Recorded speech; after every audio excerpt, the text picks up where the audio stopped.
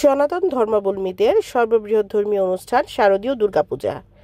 ধর্ম যার যার উৎসব সবার, এই স্লোগানকে সামনে রেখে বাংলাদেশ জাতীয়তাবাদী দল বিএনপির নেতাকর্মীরা কাজ করছে পূজা মণ্ডপ নিরাপত্তায়।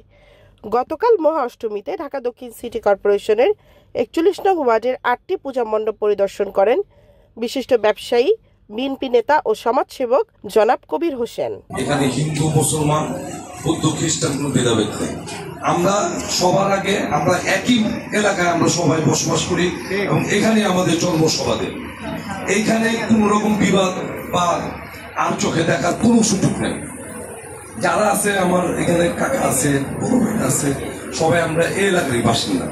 আপনার নির্ভয় নির্দ্বিধায় আপনারা এখানে পূজা উদযাপন করবেন। আমরা আপনাদের পাশে আছি, আপনারা কাজ করবেন।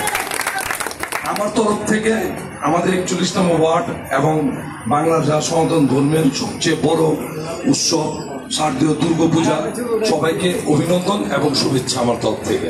ধন্যবাদ। এবং আপনাদের যে কোনো বিষয়ে রাত্রে হোক, সকাল হোক, দুপুর হোক, যে কোনো সময় আপনারা ফোন দিবেন, আমার প্রয়োজন মনে করলে আমি আপনাদের মাসে উপস্থিত হব। আমি কামনা করি আপনাদের সুন্দর পুজোটা কাটুক।